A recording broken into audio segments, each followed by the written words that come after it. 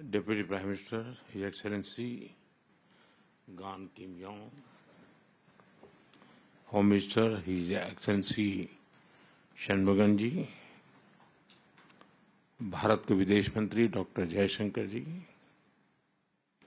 Singapore business जगत के सभी लीडर्स, देवी और सज्जनों, मैं सोच रहा था कि जो लोग इतने सालों से भारत में काम कर रहे हैं तो कुछ न कुछ अपेक्षाएं होगी, कुछ शिकायतें होगी, लेकिन मैं सुखद आश्चर्य है कि वाहवाही के सिवाय यहाँ कोई स्वर नहीं है। ये अपने आप में एक बहुत बड़ा संतोष है।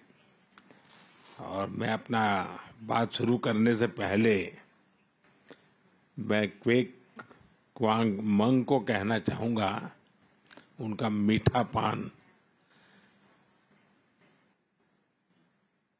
देखिए, हिंदुस्तान में जब भी पान की चर्चा होती है तो बनारस के बिना अधूरी रहती है। और मैं बनारस का सांसद हूँ। अगर आप पान खाने का सचमुच में मजा ले रहा है तो आपको अपना कोई इन्वेस्टमेंट काशी में करना चाहिए।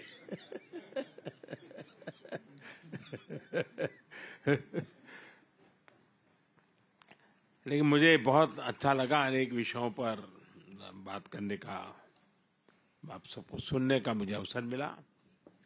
मैंने देखा कि एक विषय जो प्रमुख रूप से नजर आ रहा है वो स्किल डेवलपमेंट का आ रहा है।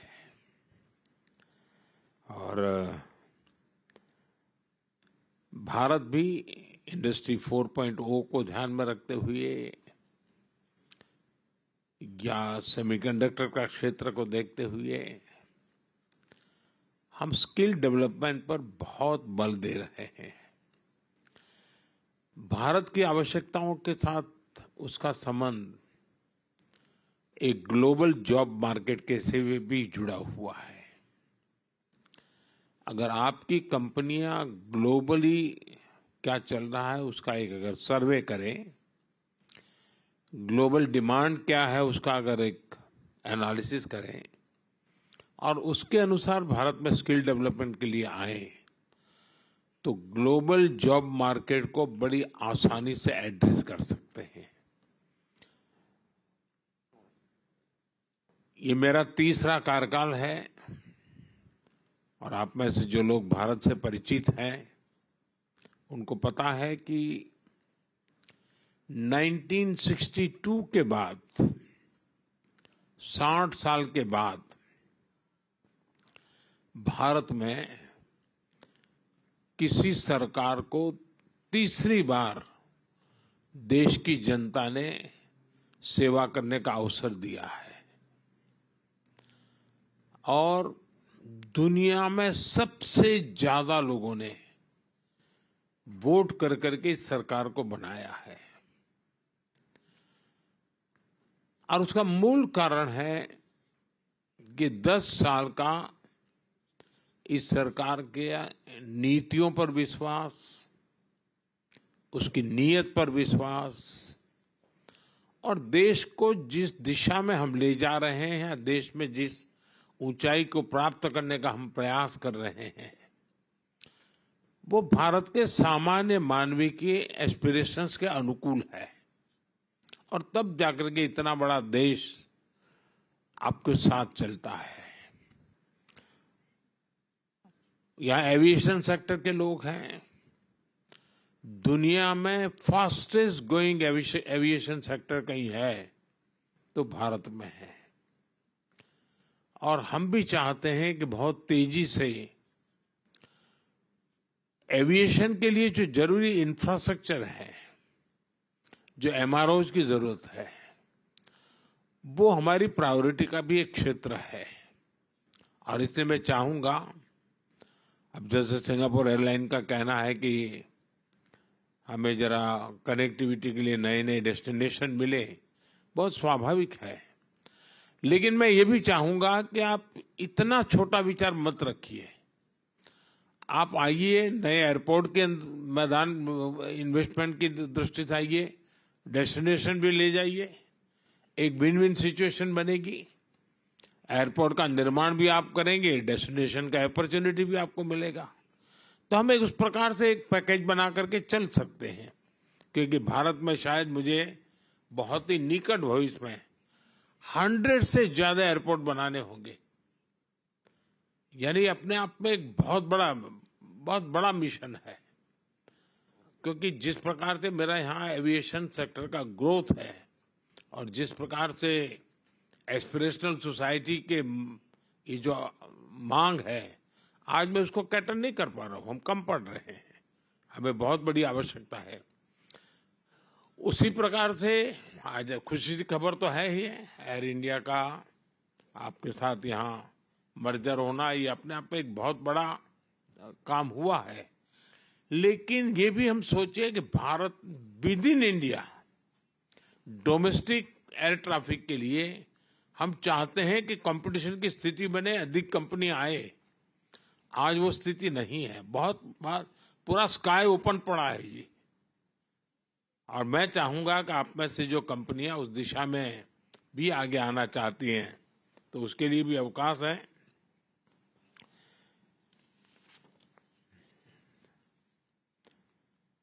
एनर्जी सेक्टर में यहाँ पर काफी चर्चा हुई, ग्रीन हाइड्रोजन की, अमोनिया की। हमने पूरी दुनिया को एक वादा किया है और हम ग्लोबल वार्मिंग को जो चैलेंज मानते हैं, उसमें हम सिर्फ अपनी संवेदना व्यक्त कर करके अटकने वाले नहीं है, हम सॉल्यूशन देने वाले लोग हैं। और हमने 500 गीगावाट का लक्ष्य टारगेट किया है और 2030 तक मुझे करना है। और उसमें मैं न्यूक्लियर की तरफ भी उतना ही जाना चाहता हूं, हाइड्रो पर भी जाना चाहता हूं, सोलार पर भी जाना चाहता हूं, विंड पर भी जाना चाहता हूं।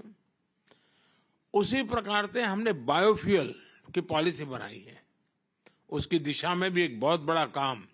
और आपने G20 समिट में भी हमारे जो आउटकम है उसमें बायोफ्यूल की बात आपके ध्यान में आई होगी।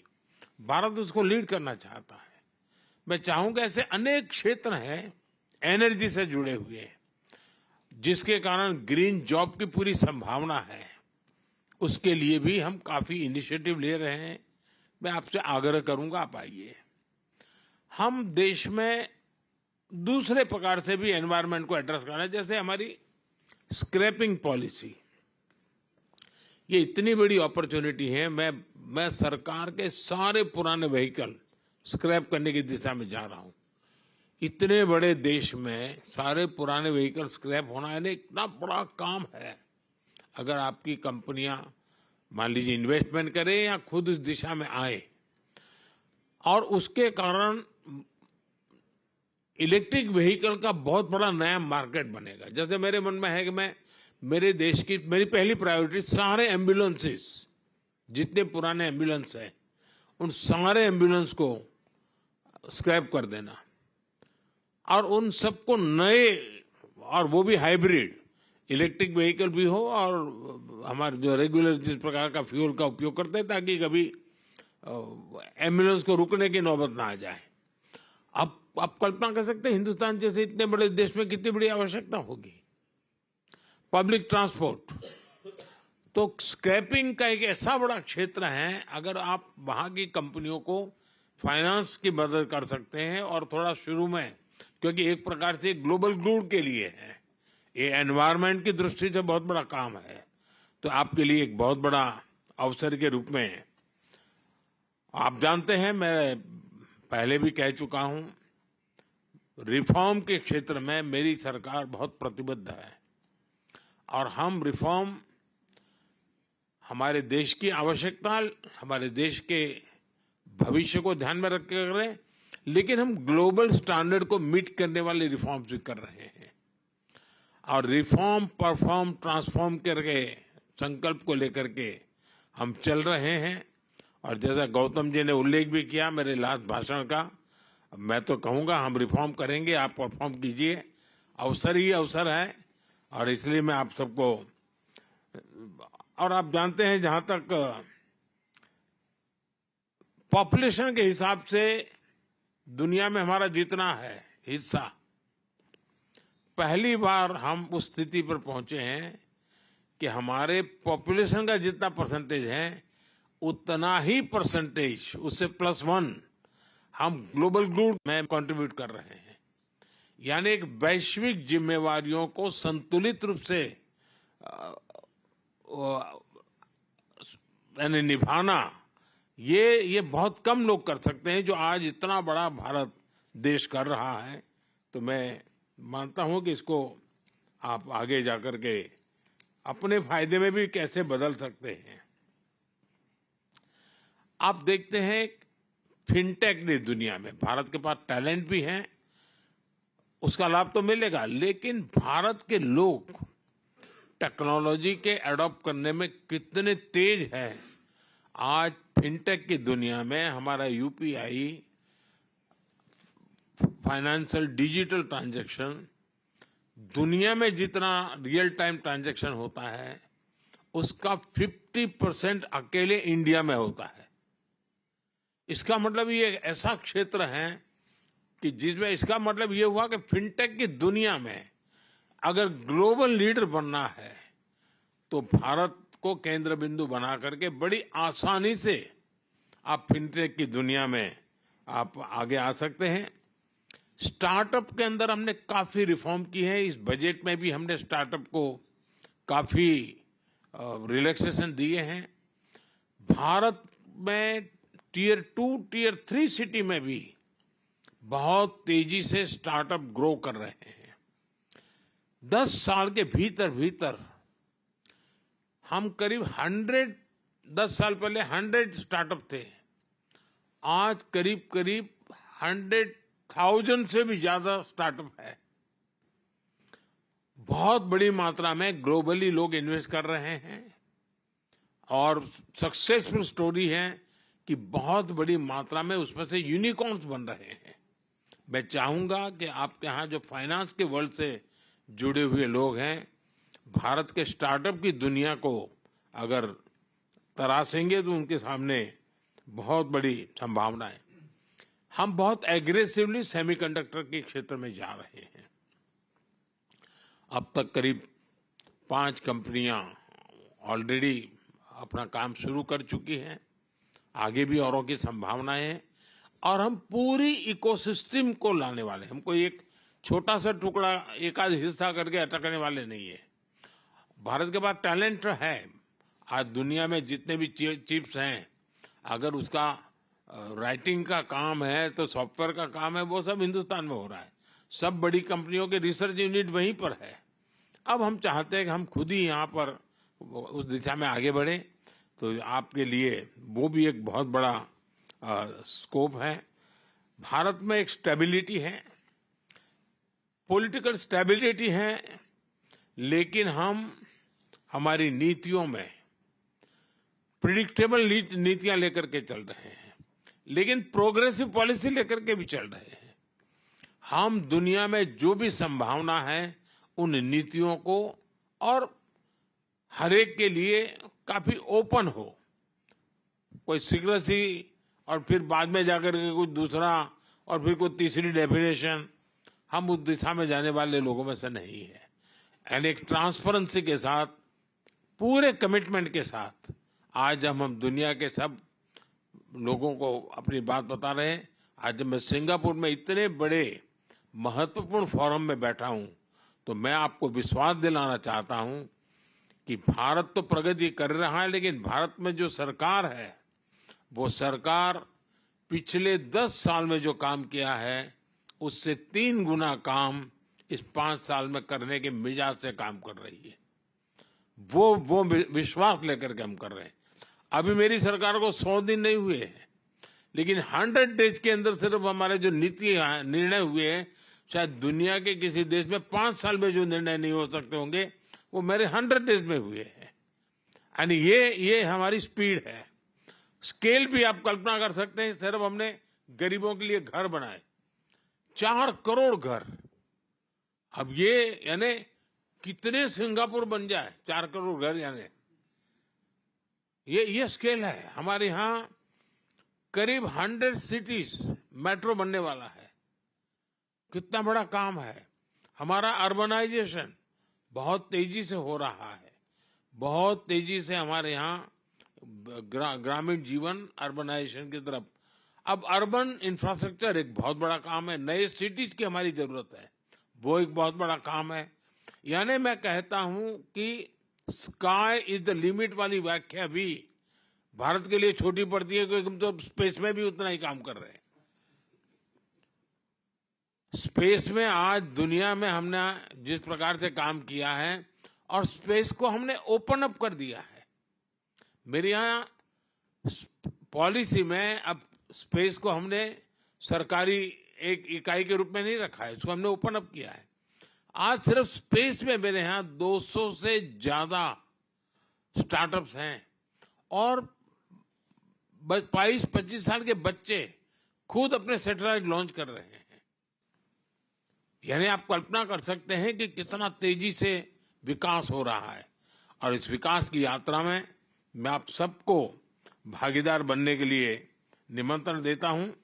मुझे बहुत अच्छा लगा, आप सबने समय निकाला। आप में से बहुत से साथी हैं जिनको कभी न कभी मुझे मिलने का अवसर मिला है। कुछ लोगों से सामूहिक मिला हूं, कुछ लोगों से व्यक्तिगत मिला हूं।